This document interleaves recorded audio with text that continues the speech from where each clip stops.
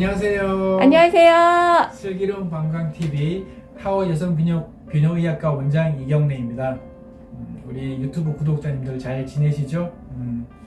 자, 오늘은 지난주에 실장님이 얼핏 지나가면서 저한테 물어보셨던 게 있는데, 뭐라고 물어보셨냐면은, 아니 이렇게 요실금 환자들이 많은데 남자들은 요실금이 없나요? 라고 이제 저한테 물어보셨거든요. 그 얘기를 들으면서 우리 많은 분들이 어떻게 보면은 남자랑 여자랑 뭔가 다른 문제가 있는지, 또는 뭐 그렇게 요실금이 있으면 남자도 요실금이 있는 건지, 그럼 그걸 어떻게 치료하는 건지, 이런 것들이 궁금해 할 수도 있겠다라는 생각이 들었고, 또 그러면 남자랑 여자랑 뭐 항상 같은 문제들이 생기는 건지, 이런 것들도 한번 얘기를 하면 재밌을 것 같다라는 생각이 들어서 오늘은 남자랑 여자의 비뇨의학 문제 또는 방광의 문제가 다른가 라는 것에 대해서 한번 얘기를 해보도록 하겠습니다. 지금도 사실 비뇨의학과의 이미지는 별로 안 좋죠, 그죠? 제가 뭐 어디 초등학교 모임을 간다 하더라도 비뇨의학과를 한다 그러면은 너 왜 그걸 했어? 라든가 나는 그거랑 상관이 없어, 다시는 그걸로 너랑 볼 일이 없겠네 라고 사실 많이들 얘기를 해요. 근데 절대 그렇지 않아요. 비뇨의학과는 방광을 보는 과라고 제가 이제 여러 번 얘기를 했습니다. 물론 방광 외에도 다른 장기를 많이 보지만은 제일 먼저 비뇨의학과를 하면 방광의 문제인데, 어떻게 여자분이 방광에 문제가 없을 수 있겠어요? 정말 여자분들은 방광에 문제가 많거든요. 자, 20대 대학생들, 30대 결혼하기 전에 여성분들은 방광염이 자주 걸리죠, 그죠? 굉장히 흔한 뭐 여러 개 감기라고 얘기할 정도로 방광염은 누구나 한두 번씩 걸리는 거고, 그리고 결혼하고 나서 좀 나이가 들면서 과민성 방광도 굉장히 많이 오죠. 화장실을 자주 간다라든가 소변을 참기 힘든 증상도 있을 수 있고요. 또 좀 더 나이가 출산하고 나이가 들면은 요실금이 생길 수 있겠죠. 소변이 샌다라든가, 좀 더 나이가 들면은 야간뇨라든가 절박뇨라든가 이런 것들 다 있으니까 정말 10대나 20대의 여성부터 해서 사실 돌아가기 전까지 여성분들은 방광 문제가 굉장히 많거든요. 그런데 마치 비뇨의학과는 이게 이상한 걸 보는 과 이렇게 생각을 하다 보니까 전혀 내가 거기에 상관이 없을 것처럼 그렇지 얘기를 하지만은, 제가 그 친구한테 얘기를 하죠. 너가 살면서 분명히 방광의 문제로 몇 번은 고민하게 될 것이다. 그때는 나한테 물어볼 수밖에 없다고 얘기를 하는데, 그처럼 이 여성분들의 방광 문제는 많이 있는데, 사실은 또 남자들도 당연히 비뇨의학과랑 관련이 많이 있습니다.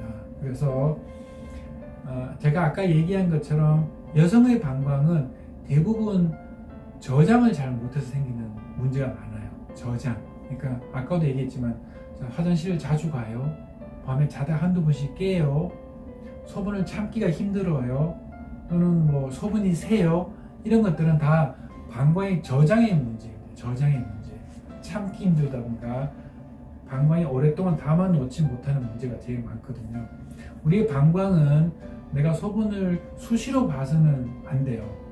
그렇게 돼 있고, 왜냐면 내가 일을 해야 되고 어디 집중을 해야 되기 때문에 보통 3시간이나 4시간 정도는 소변에 신경을 쓰지 않고 다른 일을 할 수 있게끔 저장을 해줘야 되는 거거든요. 근데 그게 힘든 거죠. 그러니까 한두 시간만 지나면 소변이 마렵다라든가, 그게 불안해서 외출하기 전에 미리 소변을 본다라든가, 또는 화장실 가다가 급해 소변을 지린다라든가, 이런 것들은 다 저장의 문제입니다. 그래서 여자분들의 방광 문제는 대부분 저장의 문제가 되는 거고요.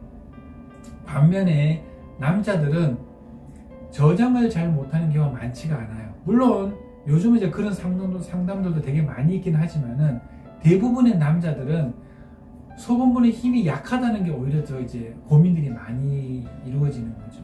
제일 큰 이유는 전립선 때문에 그렇습니다. 그러니까 여자분들이 저장을 잘 못하는 제일 큰 이유는 두 가지인데, 하나는 습관이에요, 습관.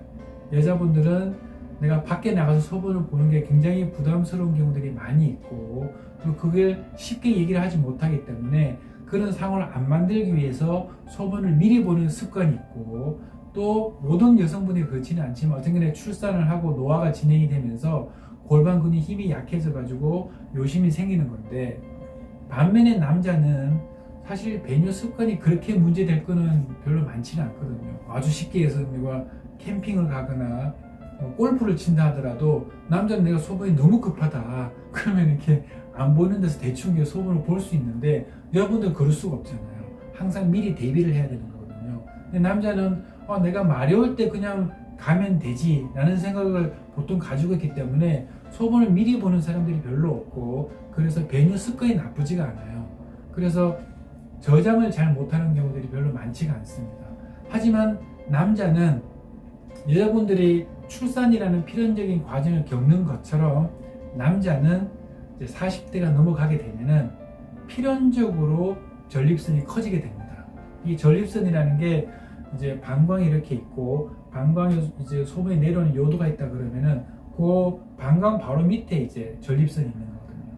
그러면 전립선이 커지게 되면은 당연히 소변이 내려오는 길을 누르게 되는 거고, 소변이 잘 안 나오게 되는 현상이 모든 남자들은 필연적으로 생기게 됩니다. 예를 들어서 50대가 됐다. 그럼 한 50% 남성이, 70대가 됐다. 한 70% 남성이 이제 소변분의 힘이 약해지게 되고, 전립선이 커지게 되고, 소변이 잘 안 나오는 그런 일들이 생기게 되는 거거든요. 여성분들은 내가 요심이 있다 그러면은 누구보다도 그게 스트레스를 받고 힘들고 부끄럽고 얘기를 못하지만은, 사실 남성들도 내가 소변의 힘이 약해지고 소변이 잘 안 나오고 그걸로 인해서 밤에 몇 번씩이나 화장실에 이제 가게 되는 이 현상도 어마어마하게 부끄럽고 자존심이 상하고 힘든 일이거든요. 그래서 여성분들이 저장을 못하는 반면에 남자들은 배출을 잘 못하는 이런 문제로 인해 가지고, 남자들도 빈뇨가 생기는데 그는 배출을 잘 못해서 빈뇨가 따라오는 그런 거거든요. 그래서 약간 양상이 다르다. 하지만 어쨌든 간에 남성이든 여성이든 공통점이라는 거는, 내가 나이가 들면서 이 배뇨라든가 방광에 문제가 생길 수밖에 없다는 거고, 그걸 남성은 여성은 서로 약간 양상이 다르지만은 부끄러워할 필요가 전혀 없다는 거예요. 우리가 이제 나이가 들면서 요양병원이라든가 요양원에 이제 가시는 분들이 많이 있는데, 그렇게 나이가 들면서 필연적으로 우리가 케어를 해줘야 되는 제일 중요한 부분 중 하나가 이제 배뇨거든요.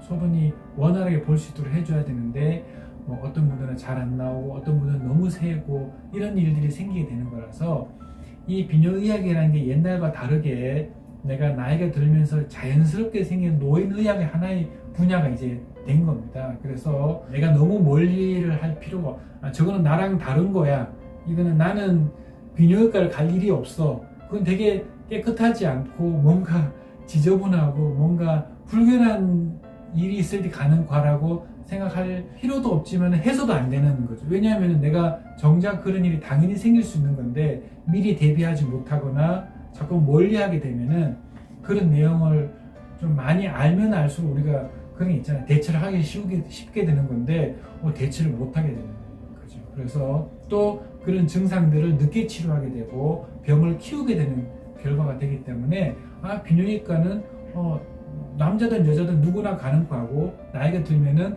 당연히 가야 되는 거다 하고 생각해 주셨으면 고맙고, 또 그렇게 생각하셔야 됩니다. 그래야지 많은 병들을 미리 일찍 치료하면은 치료가 쉬운 것처럼 이것도 마찬가지거든요. 그래서 저희 블로그 구독자님들, 비뇨기과는 굉장히 친해지면 좋은 과다라고 생각해 주셨으면 좋겠습니다. 비뇨기과 원장으로서.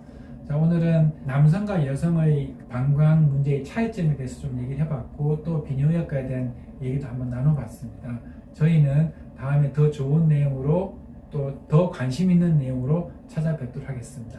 여러분 모두 잘 지내세요. 안녕. 안녕. 구독, 좋아요 눌러주세요.